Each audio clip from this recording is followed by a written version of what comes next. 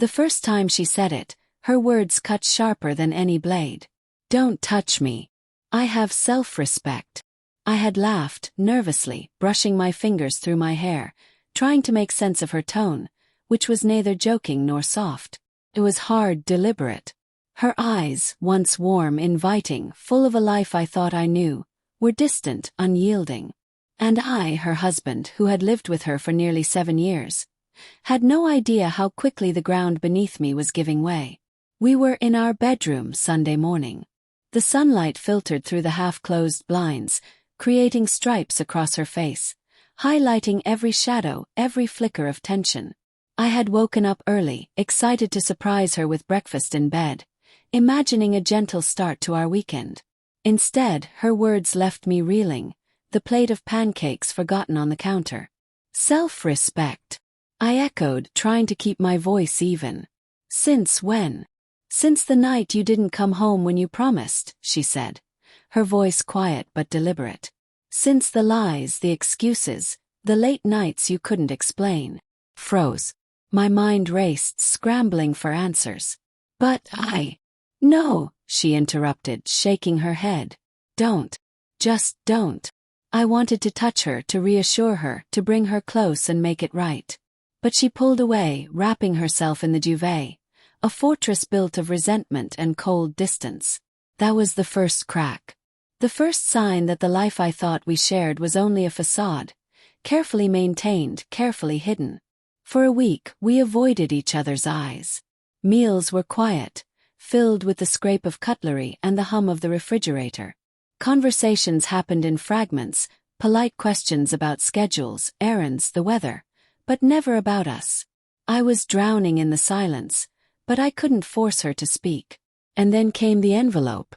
It was tucked beneath a stack of mail, the kind of thing you barely notice in the shuffle of everyday life. I picked it up absent-mindedly, my name scrawled in her handwriting across the front. My heart twisted, a premonition I couldn't place. Inside there was a single photograph, folded neatly. I opened it, and my world tilted on its axis. It was her, my wife, smiling, leaning against a man I didn't recognize, his hand resting casually on her shoulder. But it wasn't just the image. It was the intimacy in her eyes, the warmth in his, the laughter frozen in that single moment that screamed betrayal. I dropped the photo, my hands shaking. The air in the room felt thick, oppressive, as if it knew the truth before I did. I felt sick, dizzy, my stomach a storm of nausea and fury. "Why?" I whispered, more to myself than anyone else. The words came before I could stop them. "Who is he?" She didn't answer. She never had to. The silence was confession enough.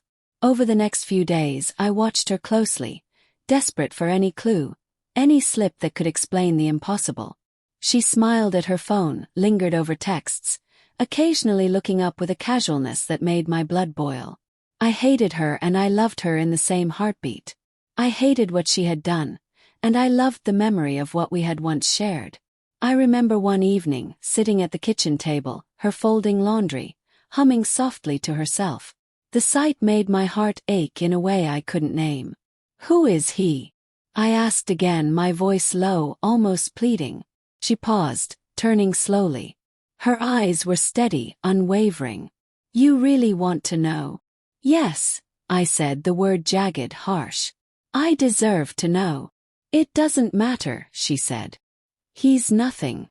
Just someone who made me feel alive when you stopped noticing me." The words burned. The truth was worse than any lie I had imagined.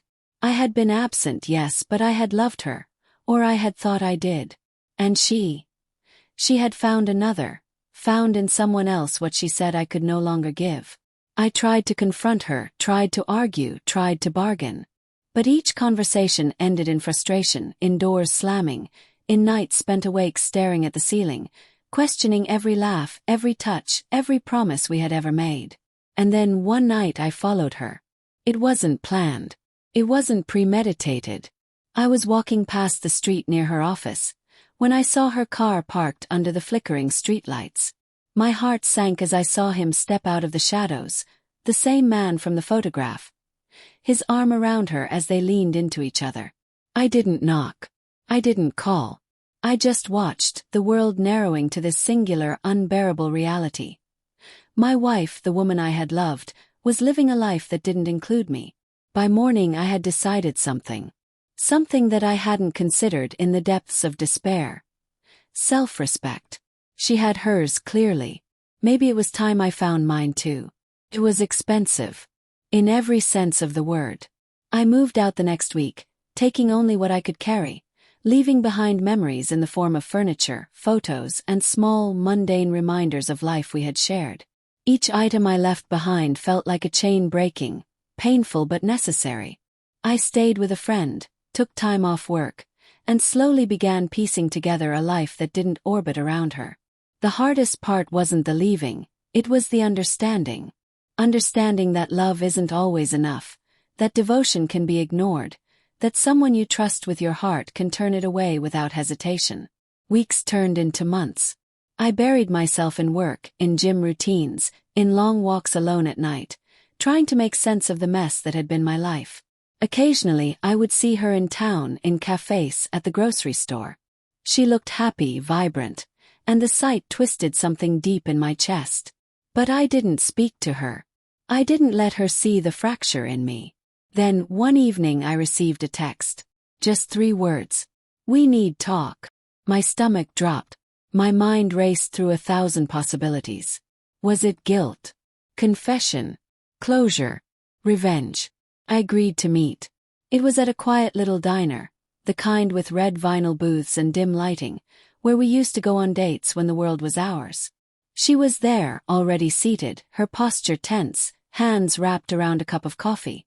I know you hate me, she said before I could even speak. I don't hate you, I said. I just need to understand. She nodded. Her eyes were glossy, unsure. I made a mistake. I thought I needed something more than us, but I realize now that what I needed, I could have found right here. With you. I stared at her, the words sinking in.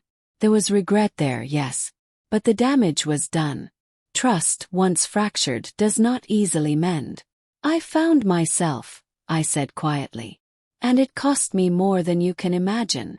I know, she whispered. And I'm sorry. I truly am.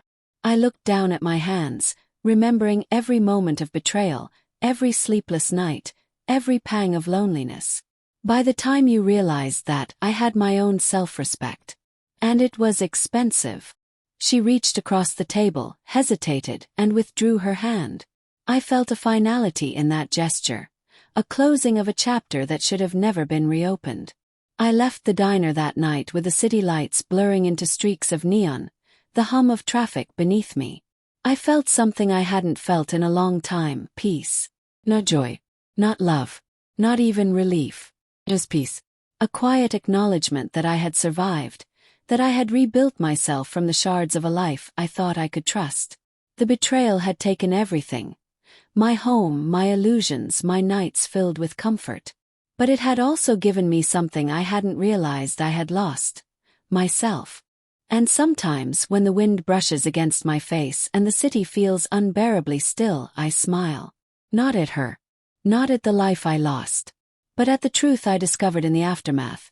Love can hurt, betrayal can break you, but self-respect, earned, reclaimed, fiercely held, is priceless.